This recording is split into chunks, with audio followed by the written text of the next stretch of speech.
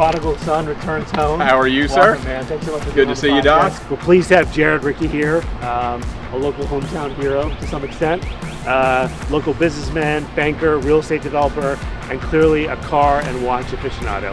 Welcome to the podcast. Thanks, Doc. Appreciate it. Thanks for having me.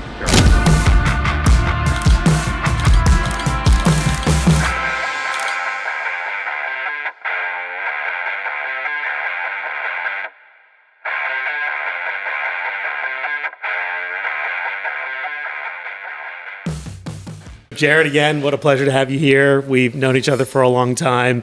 It's a real thrill to have you on the podcast. It's infancy for you to be one of the first guests.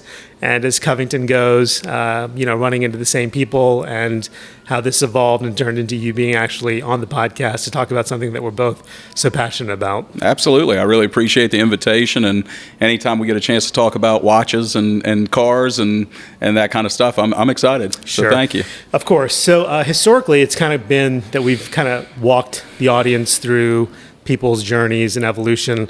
What I thought would be interesting, because you're such an avid collector of both, where do you see the state of either, whichever one you want to talk about first, of cars and watches in terms of their evolution to what you might have thought they'd be going or where they are compared to where they've been? You know, it's interesting because, we grow up in your 20s and your 30s and your 40s, and car guys, watch guys, you have this desire to acquire certain things, right? And so I remember going back when I was in my 20s or 30s, I still had the C1 Corvette fever and the C2 Corvette fever.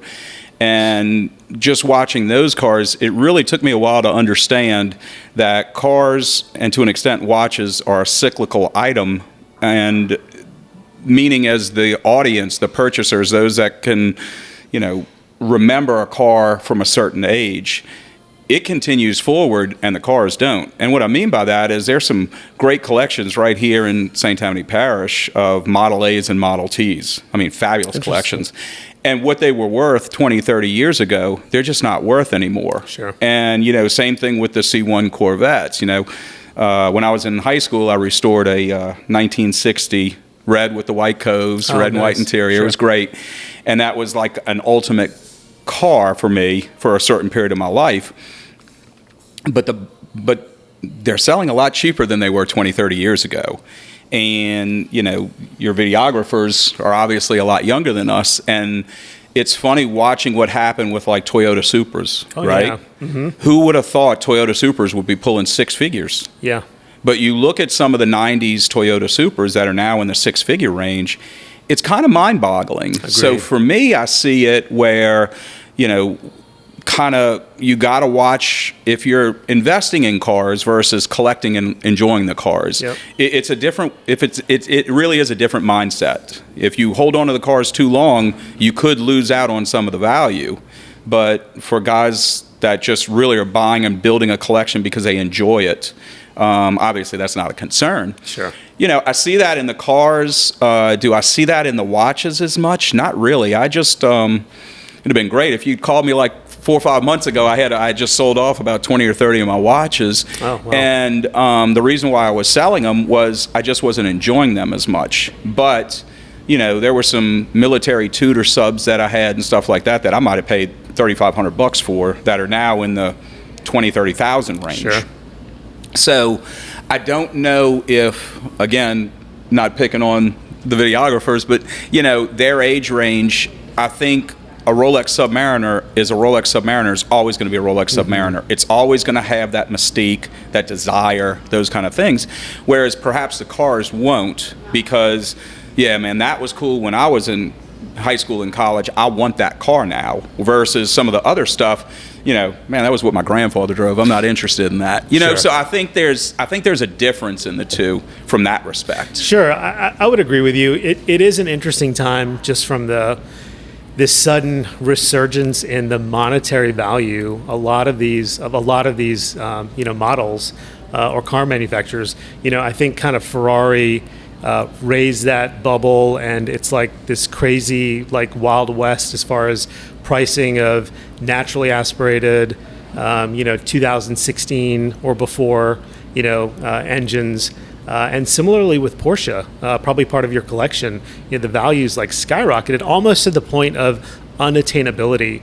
I haven't followed Porsche as much, but in the Ferrari space, a 458 Speciale, which may have, sold for $350,000 the time the car was produced, they're now getting like 1.2. Yeah, it's insane. I think the last time we ran into each other in vehicles might have been a couple of years ago. Yeah.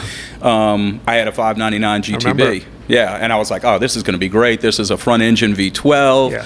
Yeah. It was red tan. It was Ferrari. Sure. And you're right. The value of them continues to climb at a rate where I just didn't even feel comfortable driving the car. Agreed. I mean, it's just sitting there. Yeah. And I'm not at that stage in my life right now where I want to collect things that, I want to wear my watches and I want to drive my cars. I don't want to be scared to do that. And when, to your point, when things start continuously climbing to certain values, there's, some of the air-cooled Porsches in my collection that, 10 years ago you were buying them for 50, 60,000, and now they're selling for 150 to 200,000, almost 35% year over year on the climbing. It goes back to my original statement. At some stage that'll shift, but when is that? Who knows? Sure.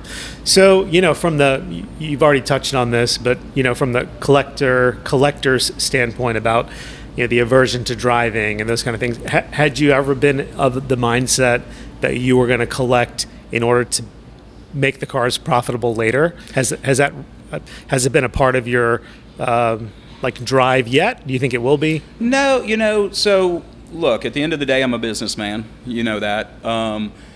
So will I pay what I believe is a stupid number for a car just because I want it? Absolutely not. Part of the fun is the chase to find Agreed. what you want. Yeah. Part of the next level of fun is making sure you get a good deal and driving, enjoying the car, having fun with it, but also not hanging on to it so long that you get hurt financially. Of course. Do I want to make money on them? Well, I really don't want to say them. Yeah. You know what I'm saying? Sure, It's space dictates how many cars I can have at any given time.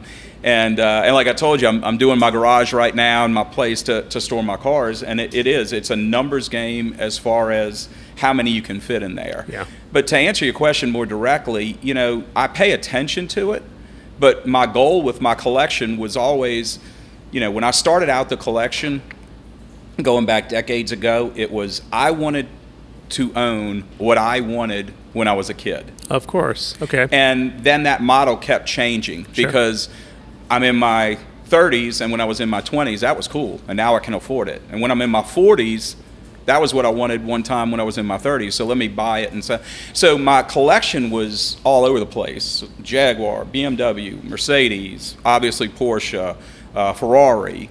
I stepped up every Ferrari there was. Started a 308, then a 328. Then I had a 355 as a daily driver for a year, for like 2 years. Sure. And it was kind of that natural progression. But through it all, yes, I wanted to keep an eye on the value of them in general, but did it ever prevent me from putting miles on a car? I've got a 996 turbo that I drive. It's got 120,000 miles on it, and I'm not slowing down with it. Sure. I drive that thing 2-3 times a week. I drive it to New Orleans. I'll drive it to the Gulf Coast. And a lot of, especially the Ferrari space, right? That's an absolute no-no. You can't have miles on a Ferrari. Yeah. I believe there's a section of the Porsche world where that's celebrated. Yeah, You know what I'm saying? I do. So, to that end, this doesn't really, but it segues a little bit. What do you think about the resto mod space? When I was looking at it, go back 10, 15 years ago, and they were doing it to, let's go back to the C1 and C2 Corvettes, and they were resto modding those. I really thought it was cool. Here's a car, it gives you the look you want, but it gives you the drivability you want. Look, we're getting old. Right. Air conditioning's a great thing, isn't Big time. it? So not so much the softer suspension, but that air conditioning, that means a lot, especially with us being here in South Louisiana. Sure. And there was always a factor of me that really liked it and appreciated it. But you see what's going on with Porsche right now, right? Where every 964 is getting bought up, and they're really good G bodies are getting bought up. They're doing the reverse. They're doing the back dates to it. Sure. And, you know, it just makes you kind of wonder. You got Singer out there, beautiful cars. You know, you got Rico Customs, beautiful car. All these guys, they're doing really, really beautiful, beautiful things to these cars. But at some stage, you got to worry, where are the unmolested, unrestored vehicles? Where are they going to shake out if everybody is grabbing them to do that? I mean, obviously, Ferrari, you see less of it. You're starting to see some of it with Jaguar, with like those 80s XJSs, E-types, XJSs, those kind of things. And so I see it. You know, you see the subculture in the BMW world, right? With the early 3.0s, even some of the M bodies from the 80s. You know, and it's look, I'm not knocking it. It's beautiful what they do. And the drivability is so much better. Sure. But just as a purist at some stage, which I'm not, you know, I have both. I have some very, very pure, unmolested pieces, and I have some absolute outlaw Porsches, and I have a Mercedes that we can talk about. That's an absolute, if there was such a thing as an outlaw Mercedes, I got it. But you know, from the standpoint of what's going to be left for our kids, kind of thing, kind of like, you know, old buildings, you know, why knock them down when you can restore them and keep them historic? I kind of have a feeling about that. You know, it's tough to put into words, because you can appreciate the beauty and the drivability of a resto mod or a backdate, but at the same time, it kind of makes you think, man, if that was a numbers matching car and everything was perfect on that car, why do that? Agreed. You know, because it's got its value, and its value is going to continue to climb. It will. Yeah, it's interesting. I mean, we touched on this on the previous podcast about, you know, the age part and its effect on, you know, like your choices in vehicle and stuff like that. I think the conveniences of 2026 are, you know, close by enough in the resto mod space do offer some level of appeal. But yeah, I agree with exactly what you said. It is, though, an area where I think there's potential growth, especially, say, for example, with like an old Supra. You know, the body itself or the car itself, you know, maybe the engine aren't worth as much or whatever, and can be modified to. So, you know, we've talked a lot about the car stuff. Where did it start? You know, like, were you a car kid in high school? Even before that. Okay. I got to be honest. Like, somebody asked me a couple of weeks ago, when did you recognize your first Porsche? And I remember it was an episode of The Fall Guy. I'm telling you. And I remember it was on an episode of The Fall Guy, and I saw the car, and I looked at my babysitter. Yeah. And I was like, what is that? And she said, that's a Porsche. And I'm like, what is this Porsche you speak of? Like, I had to learn everything there was about it. And I was fortunate. I had my dad was one of 9 brothers and sisters, and one of his brothers had something to do with production of magazines and stuff. So my dad would always bring me Car and Driver, Road and Track, stuff like that when I was, you know, a little kid. I'm talking 10, 11, 12, 13. I was immersed reading all this stuff, and you know, so it was an early age for me. And I'll jokingly say my dad was probably going through his midlife crisis time when I was in high school, because I had some great cars in high school. I really did. And, you know, one of the first cars I got, I was probably a freshman at St. Paul's. And this is back in the News on Wheels days. Oh, yeah, right. Yeah, and before the internet or anything like that. And you read the classifieds and that kind of stuff. And we were driving around Covington, and there was a Irish Racing Green 1966 Porsche 912 for sale. And 912 is, as you know, but 911 body, but the 4-cylinder motor. Dad, look at that. That's great. That's great.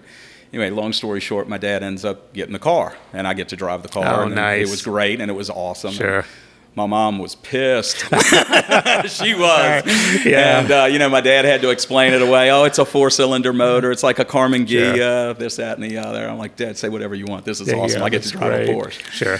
And but really, that was kind of the catalyst to it, you know. And even prior to that, you know, I remember my dad getting my mom a brand new car, and him getting cars, and I was just really kind of focused on that. Sure. It was motorcycles and cars early on, and it's kind of just stuck with me my whole life. So do you think that in any way, you know, the precision of the stuff that you liked, the engineering, like, drew you to the horologic space as well?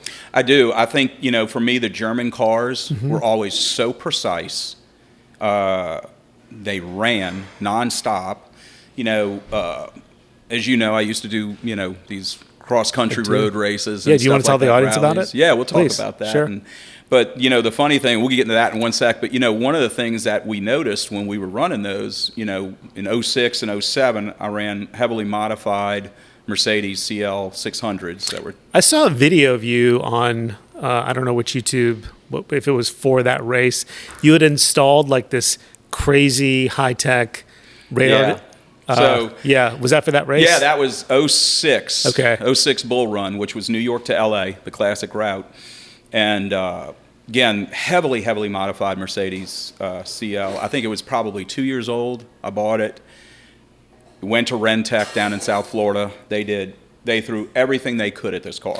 Everything. ECU, TCU, lowering module, even had their wheels, everything we could do to the car. And it was turning out ungodly, almost 700 horsepower, just south of 700 pound-feet of torque at the rear wheels. We had a German company called Eiselman, I believe, did the exhaust for it. And then we had to get into the electronics of it, right? Because you're going from New York to LA, and technology back then wasn't obviously as good as it is today. So we had two 1,200 channel digital trunking scanners set in the car, and actually pulled the glove boxes out, we die like men. We pulled the airbags out, and in those spaces, those cavities, that's where we mounted everything. And I remember that. Yeah, so you could take the cover off and cover it up, so nobody broke into your car and stole your stuff. Everybody's like, "Oh, you did that to hide it from the cops." It's all legal equipment. There's nothing illegal about this. So we put it all in there. We sat up for nights, literally nights, entering in, because you had to enter in the frequencies. Oh my gosh. Oh yeah. So then we figured out towards the end, they have the ones that are just roaming, scrolling, through the channel. So we put another one of those in too. And then we had front and rear Valentines for radar and laser detection. We had laser jammers installed. We did have active radar jammers. Okay. Yeah, sure. we did. Yeah. That was kind of frowned upon, but that's a thing. We had them back then because you only had XK and KA band back then. Sure. And we had them, and they worked. They worked. And yeah, so we had those. We had all the external antennas on it. It was great during the rally. We had a CB, and we had a booster for the CB, which we're from the South. So we can talk to truckers, which was great when you'd have all of these people from New York and LA and even London, all over, that would come in and do these rallies.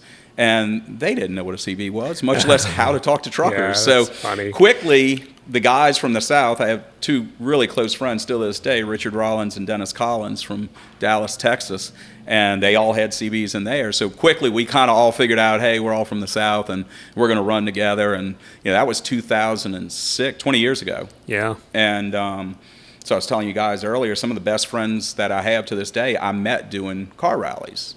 And that was one of the attractive things about it to me was, you'd meet people from all over the world.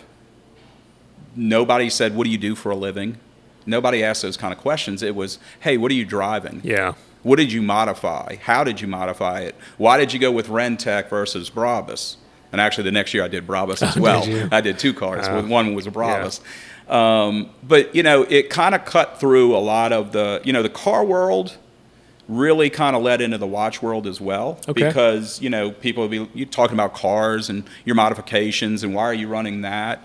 And then, oh man, what are you wearing? Sure. Oh, that's great. Can I see it? And it kind of it cut through a lot of the. Nobody asked if you were a Republican or a Democrat. Yeah. Nobody cared if you were a liberal or conservative. It was about cars. It was about watches. It was about that lifestyle. Sure. And that it stuck with me. It really did. And so we did rallies for the next several years, and I think the last one I did was somewhere around 2013, 2014. And then it kind of wound down after that. Sure. Did you miss it? I do. I miss it greatly. But let's face it. There's risks you're willing to take in your 30s that you're not really willing to take in your 40s or now my mid 50s. It just it was the right thing at the right time for me, and I really enjoyed it, and I took away a lot of it. And like I said, I've got friends from London. I got friends from LA, friends in New York. I got friends all over. Yeah. And it all goes back to 20 years ago doing car rallies. Yeah, I would agree with you. I think that like the fundamental part of being a car or watch enthusiast is just that. It doesn't matter about the other stuff that seems so Right. peripheral. It's like if you have a real passion for either or both, it's just a talking point that leads to great relationships, later in life or even presently. So did you have it in your mind that you would start collecting, or was it just one watch that led to It was several? one watch. It was this watch right Yeah, here. let's talk about it. Which one was That is a Rolex 16800. it? Okay. And that was so like I mentioned earlier, I went to St. Paul's. And when I was at St. Paul's, your 8th grade graduation was a big thing. So my parents gave me that watch for my 8th grade graduation. Oh, wow. Yeah. Can I see it? Yeah, absolutely. Here you go. And literally, I still have the books, the box, Oh, wow. the little cloth underneath it, the little anchor, everything. And I wore that watch pretty exclusively through the 80s into the early mid-90s, all the way through college. I went to LSU. And that was the watch I wore daily. And didn't lose it, didn't get stolen, didn't Right. hawk it, any of that kind of stuff. And I'm just saving it for my daughter. It nice. sits in the safety deposit box. And, Okay, sure. I cannot tell you that all my watches I have the books, box, and papers for, Yeah, of because I course. don't. Sure. Some of them I bought it without it. Some of it at later stages it might have gotten lost or something. But that one to me was, super special. We were on a dive trip in the Cayman Islands.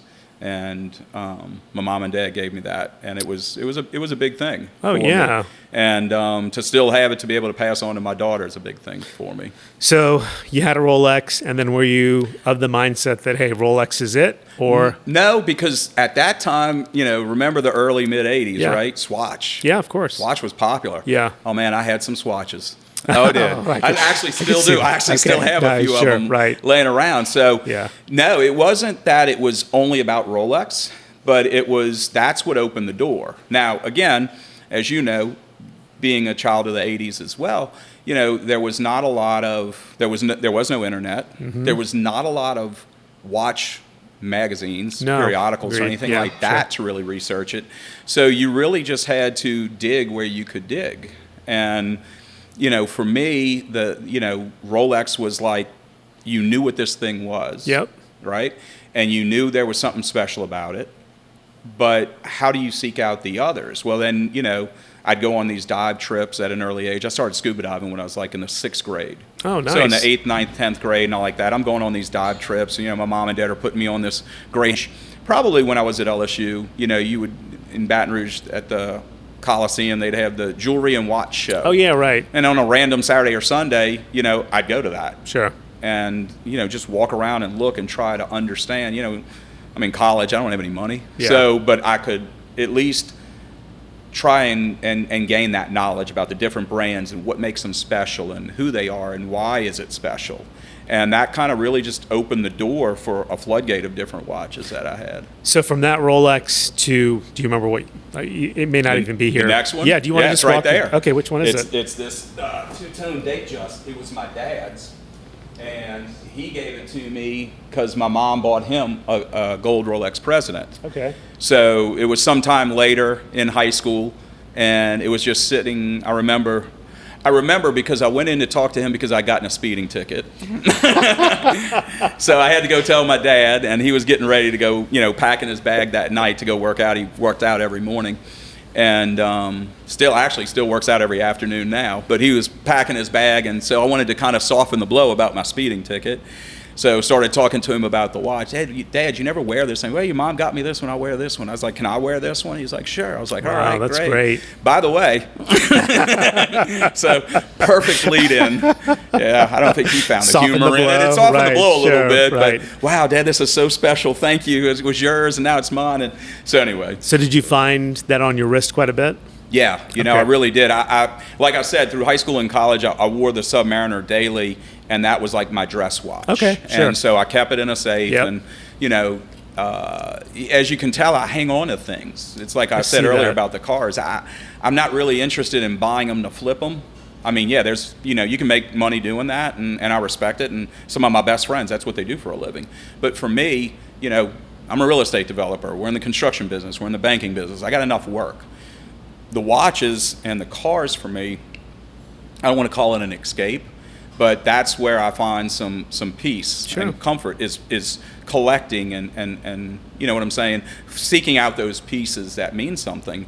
And then, you know, right out of college, you know, getting married, buying a house, you know, building a house, whatever, and all like that. You know, money is not as freely available as you would like it, but later on in life, that's where a lot of these watches started. Like, you know, I have 2 different Daytonas right there, Rolex Daytonas, and I bought them right before my first 2 road rallies. To wear on the rallies. Okay, sure. And so, you know, those watches mean something to me because I can look at that watch, look at the pictures from that year, and that's what's on my wrist. Nice. You know, this is an older Daytona, and it's starting, the subdials are just starting to brown. Yeah, exactly.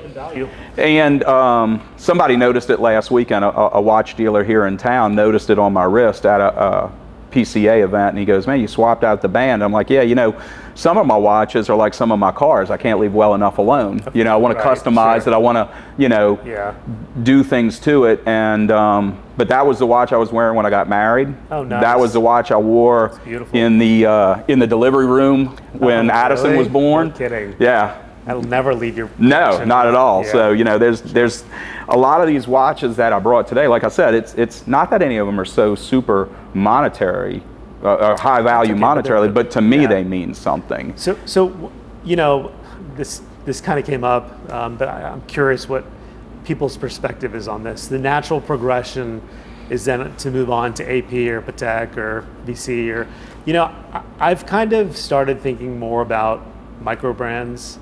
You know, and like, you know, I guess there's so much you can accomplish, and then it just seems like more and more expensive and more of a spend and all that. Where do you see that? You know, I've had the APs. Yep.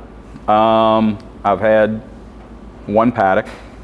I've sold them both because they were living in the safety deposit box at the bank more than they were even coming to my house, much less on my wrist. Sure.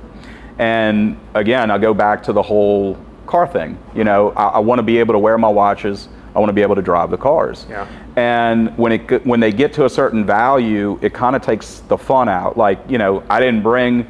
I got a bunch. I say a bunch. I got probably 5 or 6 Marathons watches. You know, these watches are indestructible. They're issue watches for certain militaries. They're great. I love them. Yeah. And you know, they're $400 or $500. Yeah. You know, relatively speaking, that's not an expensive watch. Yeah.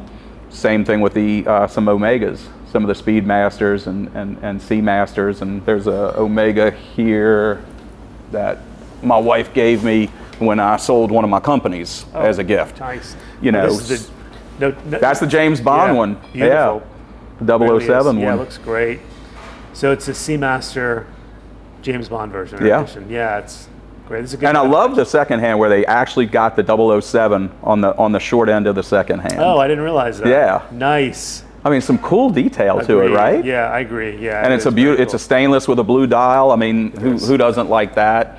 You know, so I agree with you. I think, you know, I think a lot of people at Rolex, they chase that Rolex, right? Mm-hmm. They get the Rolex, and then it's the next Rolex, the next Rolex. You know, maybe a Daytona, maybe a gold Daytona. What are you wearing today, by the way? It's a two-tone Daytona. There you go. Right, yeah. And then if that passion for mechanical watches continues, you realize out there's a lot of ground to cover. Sure. As far as watches go. Have you like kind of gone down the rabbit hole of the movement part? I have. You know, it's look, I'll say this, I don't know the movements as well as you know the movements. Like, I know, you know, my Submariner here, that's a 30-35 movement. The next one was a 31-35 movement. Had a couple of the later Submariners that had that. You can tell the difference in the beats per second. Sure. You know, IWC, some of their watches, they make their own movements. Yep. They sub them out. I've got a Cartier up there. Sure. I know they sub those. They buy them from third-party purveyors. They do. So the movement in general, you know, it is this rabbit hole too, I guess, like, because it's never ending in terms of like all the different parts and all the different outsourcing, and whether it's truly in-house, and, you know, how much of a variation on the caliber, you know, it really is. Yeah. The craftsmanship part, though, to me is the astonishing part. Yeah. And I know that a lot of that stuff has changed in terms of machinability. You know, like in the late 1800s, early 1900s, when the craftsmanship was all hand built, without any of the tools that we have now to make these micro engines. Right. I mean, it's remarkable. They were sitting there with like these little thin pieces of copper or Yes. metal or silver or gold, and they're sitting there, pow, Yes. and then take this little thing with the big loops and sit there and smooth it out. Yeah, it's insane to me. It is. Absolutely insane to me. Yeah, and then you know, the tourbillon. Yeah. Just like how that came to be, and Yeah. you know, it's remarkable. Talking about six-figure watches. Yeah, right, exactly. Well, there's yeah. a couple of companies, interestingly, I don't want to call them micro brands, but they make tourbillons that are reasonably priced.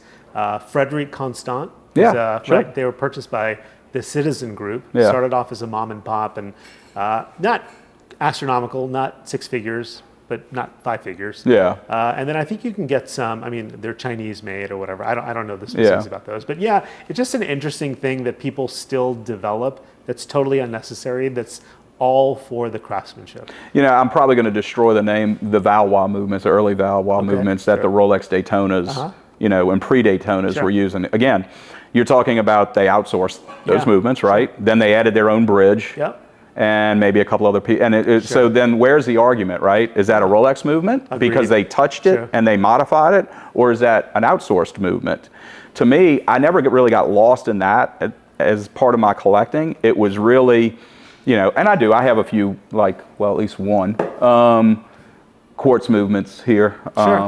You know, not a lot, but that one for a specific reason because it's a Breitling emergency too. But as long as it was a mechanical movement to me, and you know, it had that feel to it, you know, where you're winding it, you can feel if it's a clean movement, if you can feel if it's crap, it's time to go get this watch clean oiled and regulated, that kind of thing. To me, that meant more to me than actually who sourced the movement. Yeah, I agree with you, and I think for me and maybe for other people, it's just a matter of the complexity. You know, I haven't gone down that or chased it yet. I don't know that I ever will. The complication? Yeah, right, exactly. Okay, so wait, here you go. Sure. Here's an IWC I have. Let's take a look at it. It doesn't have a great number of complications to it, but it's got a few. It's got the day, it's got the date, it's got the sub-seconds, sub-minutes. And to me, you know, that's, again, relatively speaking, that's a five-figure watch, not a six-figure watch, and it's a low five-figure watch. But to me, it's every bit as interesting as some six-figure watches just because of the complications on it. Agreed. Yeah. You know, it's got a good feel to it. Sure. You know. Okay, great. Yeah, this is a beautiful watch. I don't have any first-hand experience with IWC. I mean, the complications on this obviously took a lot of craftsmanship. The weight is astonishing. Yeah. You know, and I'm sure it keeps time beautifully. Do you wear it a lot? I wear it. That's one of my. Currently, I don't have a lot of gold watches. Sure. One of the reasons why is because my wife kept stealing them.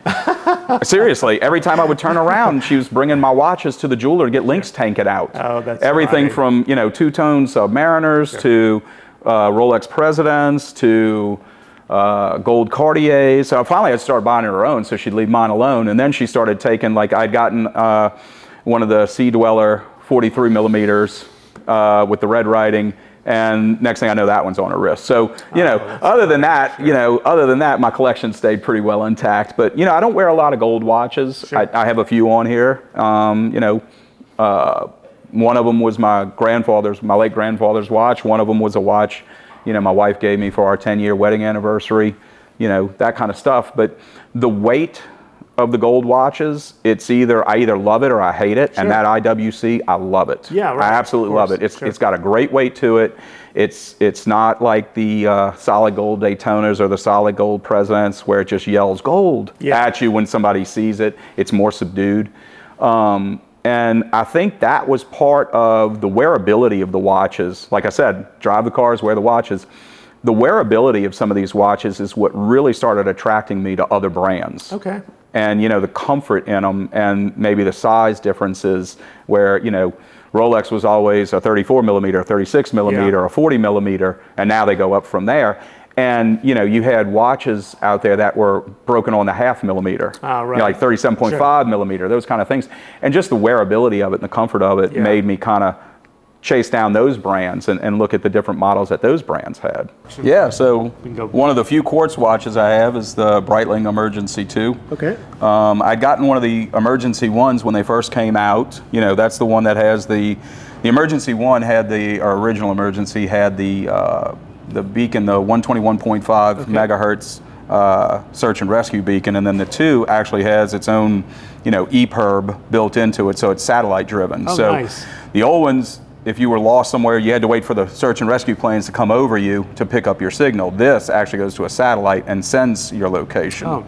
Which I thought was cool because, you know, like I said, growing up scuba diving and stuff like that, you know, and then these next two, like I said, this was my 06 Bull Run watch, my 07 Bull Run watch, both Daytonas.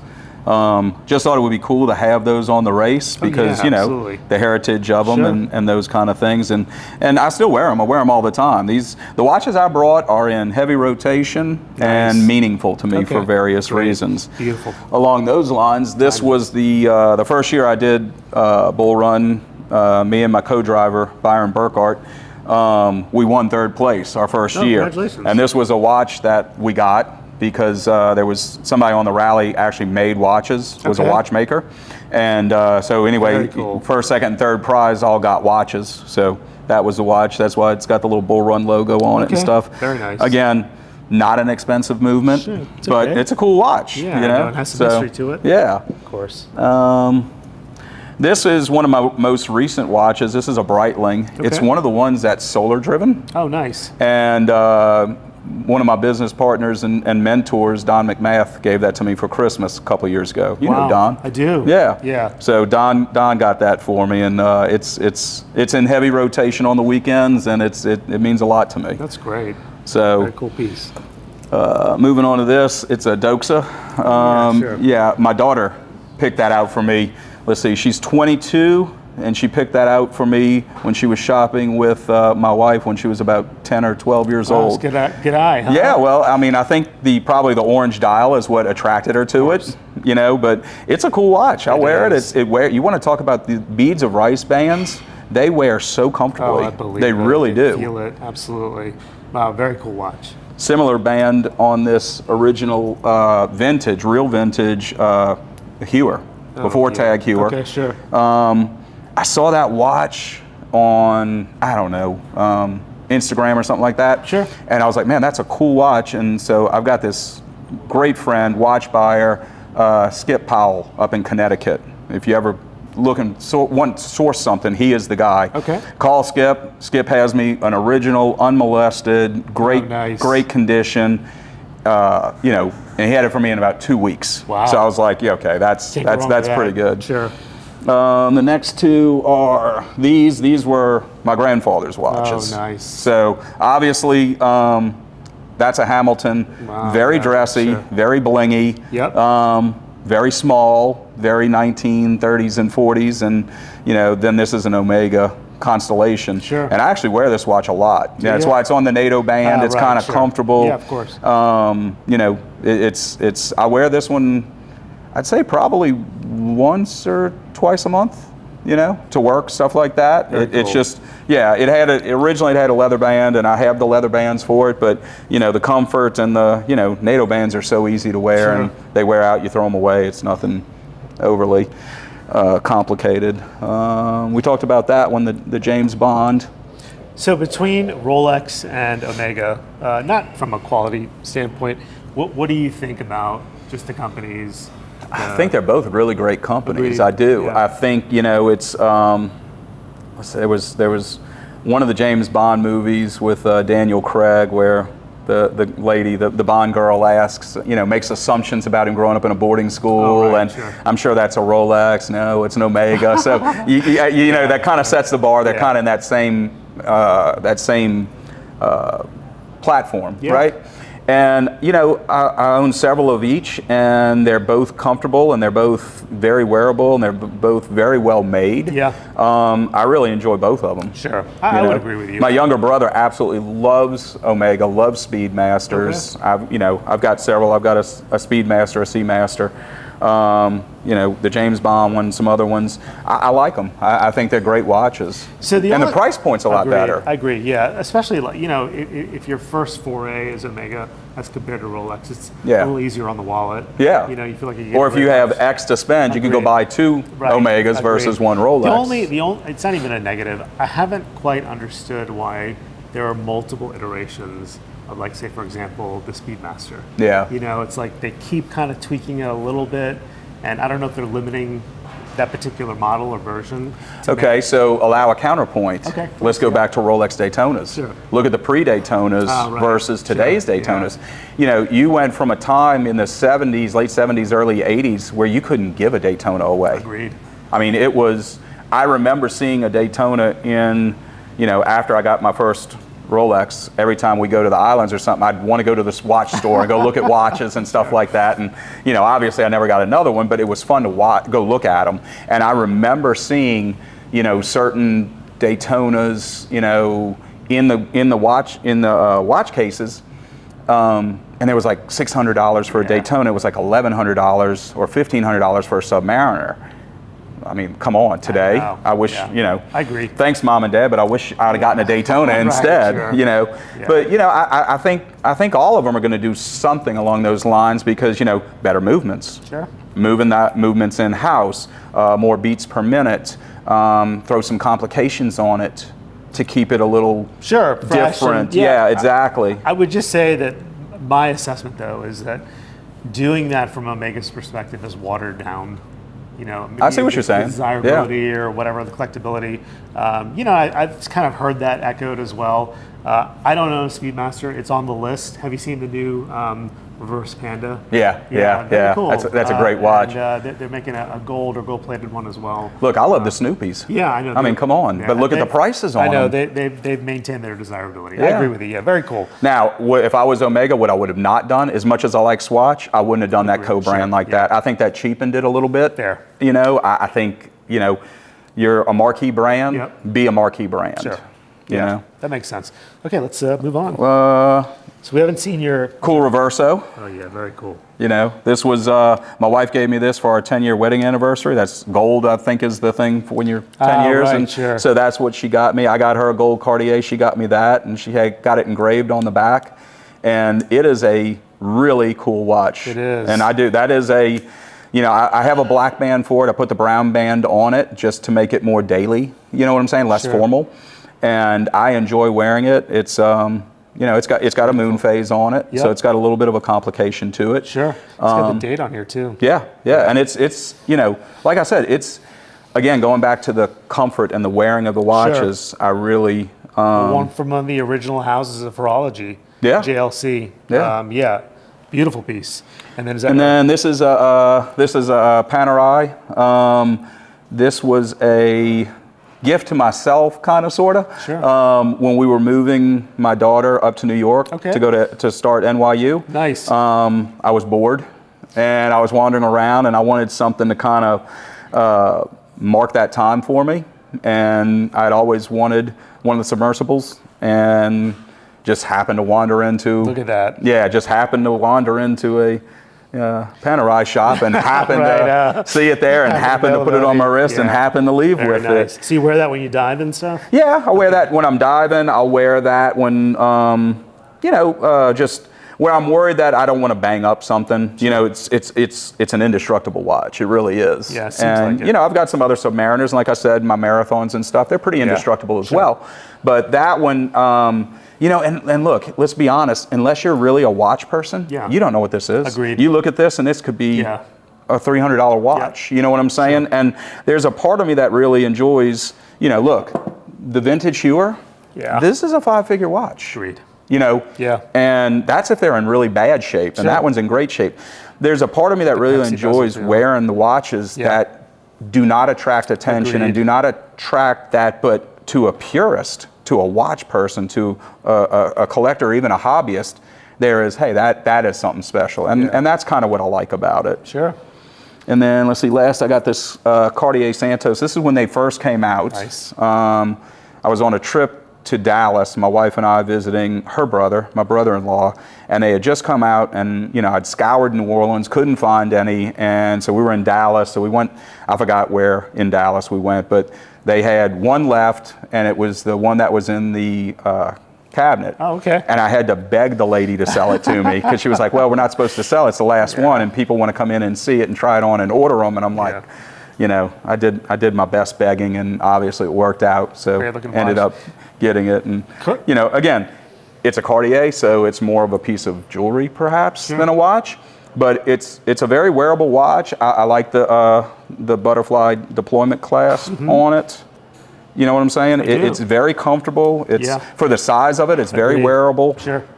It works well in my wrist. And that's, I think if you're really a 1 watch person or a 100 watch person, you got to look at how the watch feels on you, and you got to enjoy wearing it, because otherwise now it's just an investment, and there's a lot better stocks to go buy than there is watches, if that's what your mindset is. Fair. Cartier is interesting to me in that this, I don't know, I think they might have started with watches, but this house of high jewelry, or like I guess like the Oscars, the movie stars. That's a house they flock to for fashion. Yeah. That they've still maintained such a serious level about their watch craftsmanship. Yeah, and I find that to be interestingly odd. Well, and go back and look at some of the most collectible Rolexes from the 60s and 70s. They're co-branded with Cartier. Right. You know what I'm saying? The dials are stamped Cartier and Rolex. Yeah. And you can have an old Submariner that may be a $12,000, $15,000 watch. You find the one with the Cartier stamp, you're more than double that now, just because of the Cartier stamp being a co-brand. So I think that adds a level of credibility to the watch side of it versus it just being purely jewelry. But these guys have nailed it. They had some new releases on the Santos Dumont. Yeah. There's one called it's not the Reverso, but the time goes backwards. The Rewind. Yeah. It's a red dial. It's beautiful. It's limited in the number of releases, and they made a skeleton too. That's a great looking watch. This is a Santos, right? Yeah. Yeah. Santos Dumont was a Brazilian pilot, and whomever Cartier, whatever his first name was, he made this watch for him to aviate with. Yeah, because they were friends, and he needed. That was back in the pocket watch days, and he needed something here. And I love the story, and it just that goes back to you were talking about micro brands before, right? And so perhaps back then Cartier was considered at some level. Right. Yeah. To be able to walk it, can you imagine being able to walk into Cartier or Rolex or Omega or any of these Breitling and say, "Look, I need this, build it for me." Yeah. Come on. Incredible. What a fantastic collection. Where does it go from here? It continues. It does. It continues. Like I said earlier, I'd sold off some of the military watches I had. I had quite a few of those, and when I was buying a lot of watches in the 2010 range, back then you could buy a Tudor Submariner for, $900. Sure. $1,500 was a perfect one, a great one. And I was spending $3,500, $4,000-ish for the military marked in ones. They had their special engravings on the back, and every once in a while you get lucky on eBay or something, and you'd look at it and somebody would have it marked at, $800 like all the other ones, and cool engraving on the back, and you'd look at it, oh, okay, that's an artesian military watch, buy it now. And I'd wear them, and, I'd enjoy them, but they started climbing in value to the point where, I had a IDF watch that was actually worn. I had all the documents and everything, worn on the Green Mountain Raid, the whole 9 yards there. I'm totally going to slaughter this name, like Shiite 13, their version of like the Navy SEALs, Delta and all like this. It was a guy's watch, bought it from him, had all of the stuff together. And I remember I paid at that time, which I thought was astronomical for a Tudor, I paid, I want to say like $6,500 for it. Now, you go buy the identical watch, unmarked, no documentation, for $1,000. Yeah. Okay? Again, talking to Skip, hey man, I'm gonna lighten up some of these watches. I'm not really wearing them. I'm kind of worried about it. He ended up just killing it for me on that watch. Sure. Got it to the right person. he's got a list of buyers that just sit there waiting for certain things. Wow. So he's really easy to work with. Sure. And he was like, yeah, I can place that watch for you, and this is what we're going to do, and blah blah blah blah blah. Great guy to work with. So it was also important to me that the watches that I was selling were going to the right people. Sure. Right. Sure. Not just another dealer that's going to go sling it on a table, and it's going to be one of those things at a watch show, but people that actually wanted them to enjoy them, put them in their collections, wear them occasionally, but also have the story to tell with it. Okay. And so, that was big for me at the time. Right now, I'm more about the complications. Okay. Sure. Micro brands don't scare me. Small brands don't scare me. I like the mechanical feature and functions of the watch. Yeah, absolutely. And I think I don't want to say that's an acquired taste, but you've kind of owned everything. And I've owned a bunch. Yeah, right. A Yeah. lot, right, exactly. Yeah. And it's like, hey, there's a really cool brand that I came to know about called Laurent Ferrier. He was a master craftsman, or whatever that title is that one can achieve at Patek. Mm-hmm. And he started his own brand. And I can't say that it's all the rage in the watch world, but multiple reviews of his craftsmanship have been I've owned a couple of Frank Mueller's. Oh, nice. Really great watches. Yeah, I had the Banker for obvious reasons for a while. Right. I think my wife might have given it to me. Sure. What'd you think? I love the watch. Yeah. It was a great watch. Pretty tough watch. I mean, you know what I'm saying? Yeah. I'd wear it sometimes when I was fooling with my cars and stuff like that. I think I laid down a motorcycle with it on one time. Wow. First thing I did was look at the watch. Yeah, the watch is fine. Okay, right. Now I look at myself and make sure.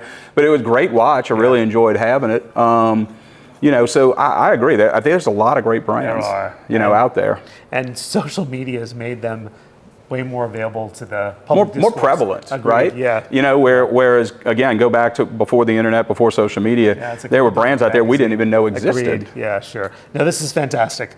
Okay, we can move on to the. Yep. Okay. Good. So thanks so much. The collection is fantastic, and we can't wait to see where it goes or what you add to your collection later. So kind of moving back, swinging the pendulum back to the automotive space. Yeah. Well, I really want to hear about the Porsches, but I'd like you to talk, if you don't mind, about the Mercedes collection and how that. So going back to what we were talking about before, I've never been a one brand, one marquee type guy, and the German cars, obviously Ferraris. Like I said, I had a 355 for a daily driver for about 2 years. It was great. But the Mercedes, the German cars were always so well built, so indestructible. So, even during Bull Run, we'd be driving at very high rates of speed through Death Valley, Nevada on this trip, and you would see that was when the Lamborghini Gallardos first came out, the V10s, right? The Audi motor that were seriously not cooled properly. You'd see them, they were all lined up, broken down because they all were overheating. Yeah. And here, me and my co-driver in the triple digits through the desert with the seat coolers on and stuff like that. It was great. And the car never let me down. And same thing with Porsche. It just, if it starts, it runs. And there was an attraction to me about that.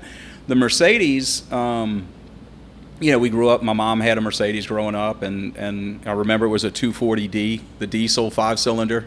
And I think it was 0 to 60 in a minute and a half. Wow. It was like the non-turbo version. Sure, it was so sad. Like you'd try to pull out in traffic and die. Sure. Those kind of things. Yeah. But again, the cars were so indestructible. They were just tough. I mean, she had 3 boys. She was carting around to baseball, Little League, and stuff like this. And we're slamming the doors and all like this.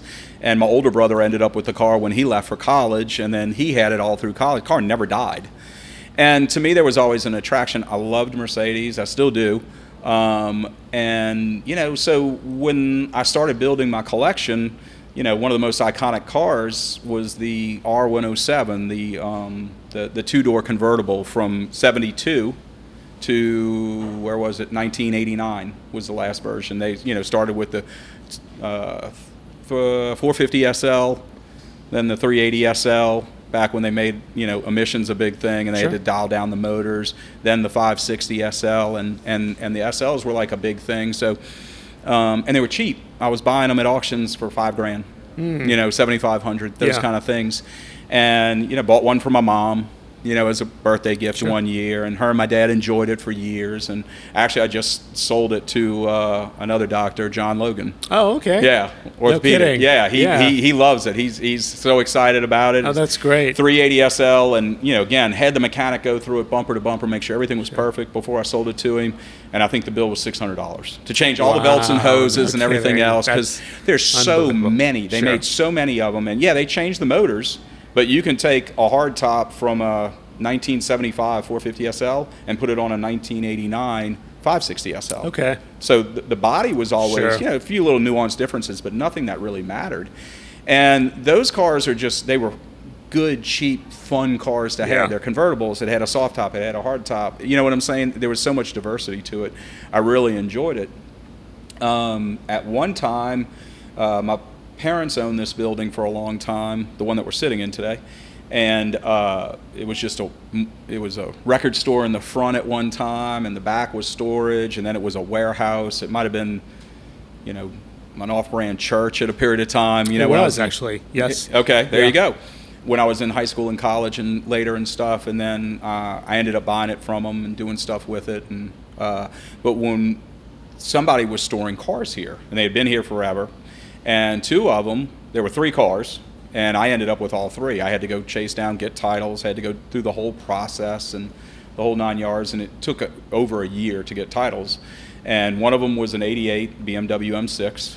Nice. One of them was a 1971 Mercedes 300 SEL 6.3. Oh, wow. And then the other one's 78 450 SEL 6.9. And all three were pretty rare cars, good cars.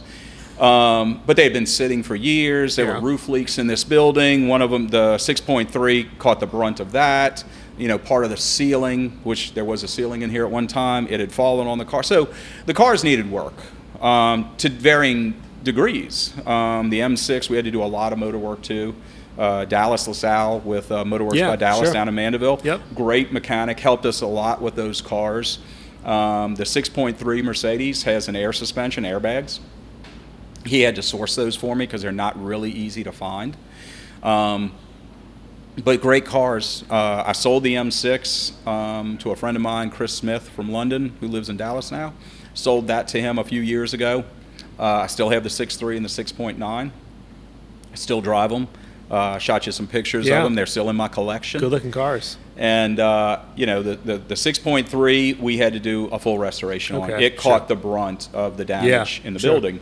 So we were able to save the leather and the seats and that kind of stuff out. So we pulled that out, had those conditioned and cleaned. All the wood went to a local woodworking shop here. They sanded it, restained it. Looks great. The car, my friend Dennis Collins helped me with the paint. The car went to Dallas in a trailer. Down to bare metal. If there was any rust, they'd cut the rust out, no Bondo, went back with the liquid lead. You know what I'm saying? Where they heat up the lead and reshape it. So it was about a 2.5, 3 year restoration on that car. And it's a great car. It's a lot of fun to drive. When the weather's nice outside, you pull up to Bonsaki to go eat sushi or something in it. It gets a lot of attention. Yeah, it's interesting. I mean, that whole like late 70s, early 80s vibe. I don't know what model years your Porsches are. So the Porsches, I have, the oldest one I have is a 74, and the newest one I have, mine, not my wife's, she's got a couple, but mine. The newest one I have is probably an 03, 04. Okay, sure. I just think they're coming back. I think that there's a lot of like inherent emotional attachment, for people that are our age, to cars of that era. That can be restored or and still driven comfortably. Going back to my friend Dennis Collins, who is a big car guy and very popular in the automotive space. He told me years ago, he was like, start buying every air-cooled Porsche you can get your hands on. And this was probably 15 years ago. I'm rolling my eyes. Whatever, Dennis. I'm gonna stick to the Mercedes, whatever.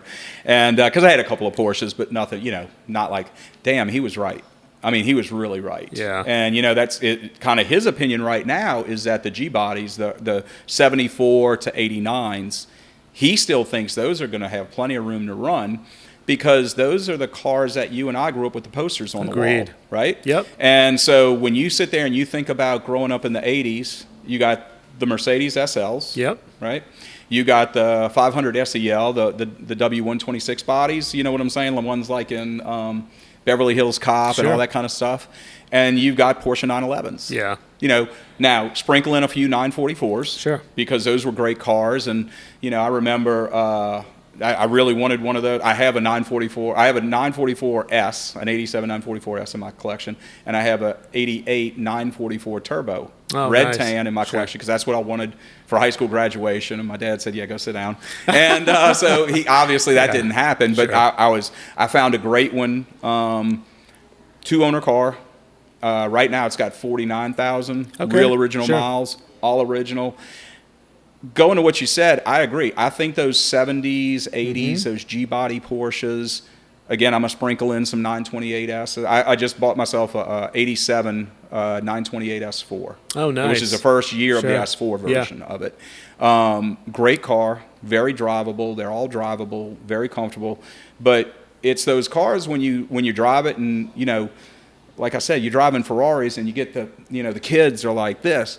When you're driving the old Porsches and old Mercedes, the parents are like this. Right. You know what I'm saying? Yeah. It's a different feeling to it. And, you know, a lot of times you're in the old Porsches and people come up and, oh, man, is that a this year? And it's a this year. And, yeah, my uncle had one, and I remember he took me for a ride in it, this, that, and the other. And, you know, I remember that, too. I remember, you know, going back to the Fall Guy, with the first time I saw a 930 Turbo, you know, what is that? Yeah. And just that emotion, the first road and track I saw, I don't remember, what I had to have been an 84, either 83 or 84 edition, whatever month it was, of road and track that had just the back end of a red Carrera, and the black writing for Carrera was on it. Okay, sure. And I remember seeing that as a kid, and, you know, it drew me to it. Sure. And so, again, back to your point, I think those cars have plenty of room to go. I think there's plenty of nostalgia for it. You can still buy the mid-years, the 74 through 77. You can still get those cars, you know, 40, 50, 60 grand in really good shape.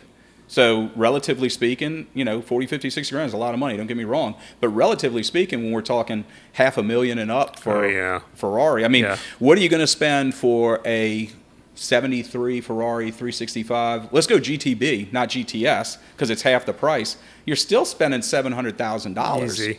You know what I'm saying? Or let's go buy a 1976, you know, first year the 930 Turbo when it was a 3.0 liter and no intercooler, which are the most valuable 930s right now. You're still going to spend $250,000, but hell of a lot cheaper than $750,000 for a similar type car. And Porsche has built that reputation of almost indestructibility. I mean, stuff goes wrong, you know, with anything or whatever, but, you know, I think that's also attracted people. You know, to that point, real quick, Porsche is one of the only brands that still makes every part for every car, which is why I think I heard it, I was at a PCA thing here at Mike Haydell's garage last weekend, and somebody there said something that like 72% of all Porsches ever manufactured are still on the roads. Well, one of the reasons why is because if you need an alternator for a 1969 911E, and you can't find it anywhere, you can still get it from Germany. Now, you're going to pay for it, but you can still get it. And God knows there's, you know, multiple off-brands and aftermarket manufacturers of it. But to have that ability to get parts like that, you know, we were talking earlier before you got here about, you know, some of the earlier Lamborghinis. Yeah. You can't get parts for them. Sure. Wrecked cars are selling for as much as running cars, you know, perfect cars, because somebody needs to rob the parts off of it. Yeah. It's crazy. I mean, it just goes back to our original part of the conversation about the value of these cars and how, I mean, who would have thought that a 40-year-old Porsche would have this kind of value, or a Mercedes, you know, especially somewhat restored. I think it's remarkable. I think it's a great time to be a car enthusiast. So in your portfolio, so there's air-cooled and water-cooled. I have air and water both in the Porsche side. Do you like have a preference? Can you solve the age-old question of which one's better? So let's say this. The air-cooled have a very distinctive sound to it. Right. A very distinctive, you know, the 915 transmission. It's somewhat clumsy, but once you get used to it, it's great. You go to the G50 transmission. Oh, I have a 1990 964 Outlaw. You know, this car was just a great 911 that somebody bought. It got flooded in Florida during one of their floods, so it got, you know, it's got a branded title. Somebody then bought it, used it as a race car. Okay. I bought it after it had started being restored from a race car back to a street legal car. So yeah, it's been flooded, but who cares, because everything's been replaced. Sure. You know, when it was a race car, there was one Recaro seat in it, and nothing, right, and no carpet, no anything else. You know, and I have, you know, it's been punched out from a 3.6 to a 3.8 liter. You know, it's got the RSR cams in it, RSR exhaust in it. When it's cold, you're going to freeze because it's headers straight out. You know, there's you know, certain things that have been done to it that make it less comfortable, but really a lot more fun to drive. The point I'm saying with all that is that any more or less fun than, say, the 74 911S that I have? It's different, but it's fun. I was telling you guys earlier, one of the most drivable fun cars I have is a 1999 996, narrow body, first year, manual transmission. It is so drivable. It is so much fun. Mm-hmm. I mean, you know, I'm not going to say what roads around here I enjoy opening it up on, but there's a lot of roads around here and going up towards Folsom where you get a little bit of hill, get some turns and stuff. It is one of the best cars to drive. And, you know, people still throw rocks at it because it's the first year of the water cooled. Yeah. Right? It's got the runny egg headlights. Sure. All the things that, you know, people want to throw rocks at the car about. But it's one of the most fun driving. And let's get back to what we were saying earlier about air conditioning. The air conditioner will freeze you out. Now, we had some fun with the car. It's got a livery package. It's got stickers and all over it. You know, you've got the pictures and all of it. And, you know, it's got a ducktail. You know, there was never a 996 that came from the factory with a ducktail. It's got one. You know, the seat inserts have been torn out, made plaid. You know, took the real steering wheel out and the airbag out, put a Momo steering wheel in it. Okay. You know, did some fun. Took the center console out, had some fun with it. Yeah. Nothing that really adds to anything other than the aesthetics, but the aesthetics are great on that car. And when I bring it to a Cars and Coffee, I can park, you know, a really expensive 930 turbo right next to this car, and more people taking pictures of this car with the runny egg headlights, and, you know, it's water cooled because there's a cool factor to it. Yeah. There's an aesthetic factor to it. Personally, I like the 930 turbo better. You know, that was a holy grail car for me to get that, and I waited a long time to find the right one. John and Dylan Sherrick at NOLA Sport in New Orleans found it for me. Okay. I talked to John about this car probably 2 years ago, this identical car. Oh, wow. And he still had it, and I decided it was time. Sure. Right around the time I turned 55. I was like, all right, I've never owned a 930. That was the poster car, you know, in my room when I was a kid. And, you know, I remember seeing the first ones real life in person. Dr. Walter Sherman. I don't know if you know Dr. Sherman, not OBGYN. He's older. He's retired now. Sure. He actually he was one of the two doctors that gave birth to my daughter, Allison. Oh, wow. And anyway, when I was a kid, he had a son a year younger than me. So at River Forest Academy at St. Paul's, he would be dropping his son off in 930 turbos. That's all he drove for years. Wow. And so, but those kind of memories stick with you, right? And it's not just the nostalgia. It's once you get in the car and you start driving it and you realize, you know the old saying, you shouldn't meet your heroes? Yep. Yeah, well, in this case, that's wrong. Yeah. Because, driving this car, you know, everybody named it the Widowmaker because the turbos don't kick in until about 4,000 RPM. And, you know, if you didn't know how to drive, you don't know how to drive. You know, personally, I think if you don't know how to drive, you shouldn't be able to buy cars like that, personally. But that's just me. But anyway, long story short, finally got that car, enjoy the car, love the car, love driving it. It's fun at Cars and Coffee. But I think the water-cooled cars are starting to come into their own now. Okay. Because, you know, guys that are 10 years younger than us, they didn't grow up looking at the 80s cars. Right. They grew up looking at the 90s cars. Yeah. Well, from 99 to 04, 05, you had runny egg headlights. Sure. It was the first water-cooleds. You know, there's a lot to be said for those cars. Yeah. You know, there's a lot to be said for the air-cool. I think it's all in what you want to do with the car. I mean, Yeah. like if you're going to drive to Destin, I don't know that I would take an air-cooled Yeah, 911 sure. to go to drive Yeah. to Destin and sit in traffic Right. and those kind of things. I would take a water-cooled. Yeah. You know, but if it's, you know, a cars and coffee event, if it's a run around the country, Yeah, you know, go sure. through Washington Parish up to Mississippi and have some fun with it. Yeah, I think Yeah. air-cooled cars are All great. day. Yeah. But again, we're only talking about 911s. You still got the V8s Yep. with the 928s. You've got a great little four-cylinder in the 944s. And then, you know, you sling the turbocharger on. It's got the same kind of turbo lag. It's small turbo Right. lag, but it's Yeah. got a little turbo lag to it. But, you know, they're great cars. They're a lot of fun. I believe it. Do you see anything else being added in the near future? Any other automotive manufacturer? In my collection, or you know, I still one of the cars I had in high school was a BMW 320i. I've always loved the 3 Series. I almost bought what is it, the ME 30. Okay. You know, the first version of the Sure. M3, and 88, 89, 90, that era. I've looked at a couple of those. You know, those are climbing. Those They are. I mean, Sure. those are 6-figure cars now. Yeah. I might have missed the boat on that one because I was lucky. I got a lot of the Porsches I was buying them years ago. Sure. You know, recently, but I'm still buying them. I bought a 996 turbo and I bought a 930 turbo, both in the last several months. Oh, nice. You know what I'm saying? Sure. So, you know, the 996 turbo, it was a deal. I mean, it was just right time, right place, right car. Yeah. You know, I use it as a pseudo daily driver. A lot of fun. You know, I feel as though I stole the car. You know, the guy that had it before me was an engineer, did a complete engine out service, did everything to it. His life changed a little bit. I didn't get into that with his personal stuff, but Sure. he sold the car quick. I bought it. I enjoy it. I love it.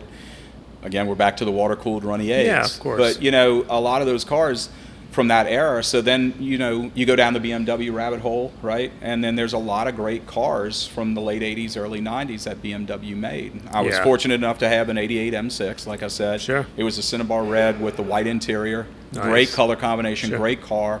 It was very well sorted. So it was a lot of fun to drive that car. I would take my daughter Addison to go drive it, you know, driving around like, you don't understand what this car is, you know, and I like Right. she's rolling her eyes, playing sure. with the phone. Right. But no, she's kind of a car girl, so she's starting to get into it a little bit more.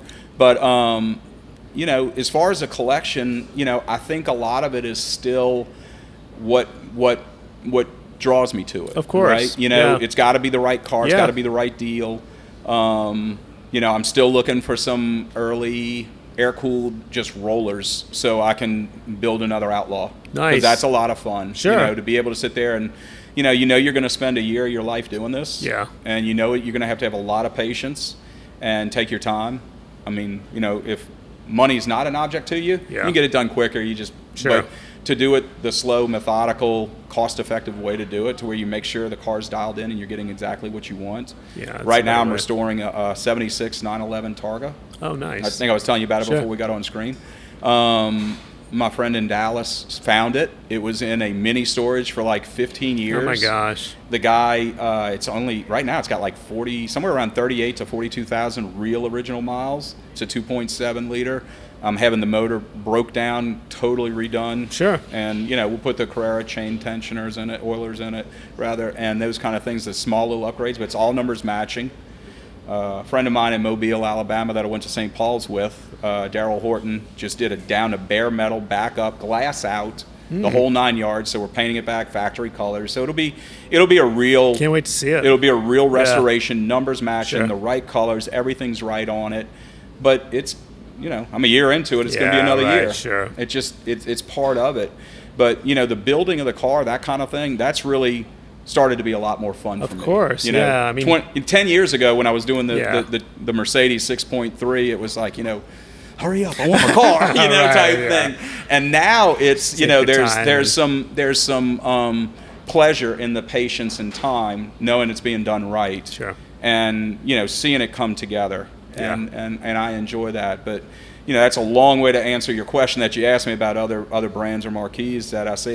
BMW is probably still good on my list. At this stage, I think I've owned all the Mercedes Yeah, that I right. really wanted. I Sure. still have one. Take Yeah. it back. I still have one in restoration. I think I sent you a picture of it.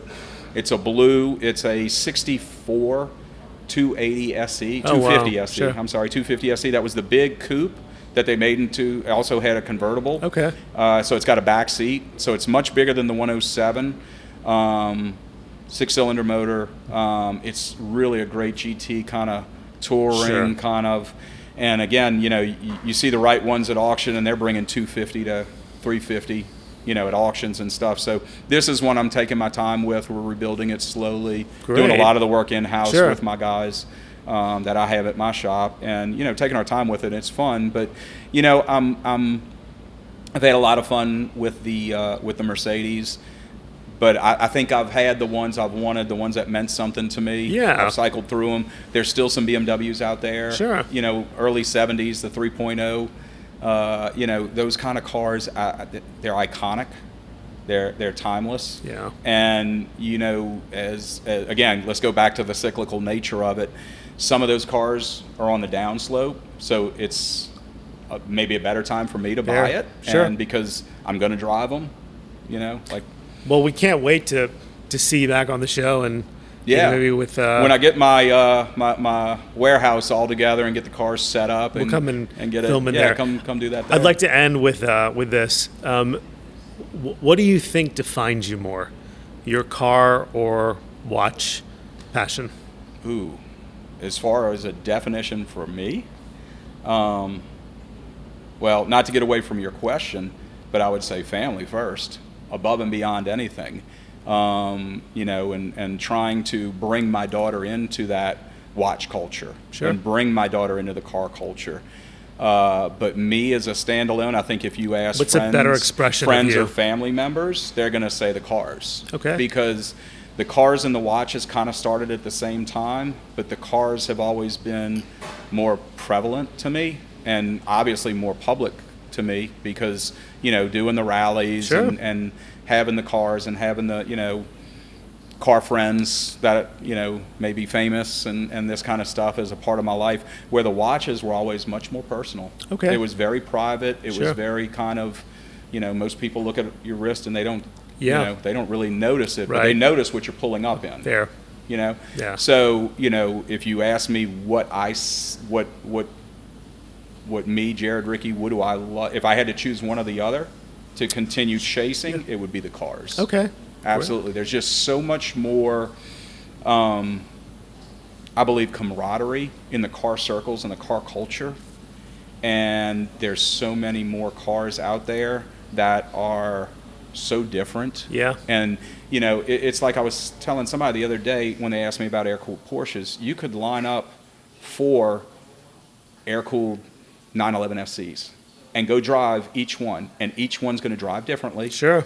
Each one is going to handle a little bit differently. Each one's you're going to feel different in it. Whereas if you line up 4 well cleaned, oiled, and regulated Rolex Submariners, they're all going to keep the same time. Right. They're all going to feel the same on your wrist. It's you know, so I think for me personally, the passion is more there with the cars than it is with the watches. Now, we're talking a 1 versus a 1.5 type thing. You know what I'm saying? It's not right there. But I would say the cars. Yeah, I would probably agree with you in our conversation. But look, it's been a tremendous pleasure. I appreciate it. No, we really It's been can't thank fun. you enough for, you know, walking us through your journey and bringing your collection here for us to see. We'll get some footage of the car, and then we'll revisit once your collection has evolved to the next level in either space. And feel free to come back anytime you'd like. I appreciate it. Thanks so much, Doc. Jared. Thank you. My pleasure, okay? Thank you so much. My pleasure. It's been good. Thank you.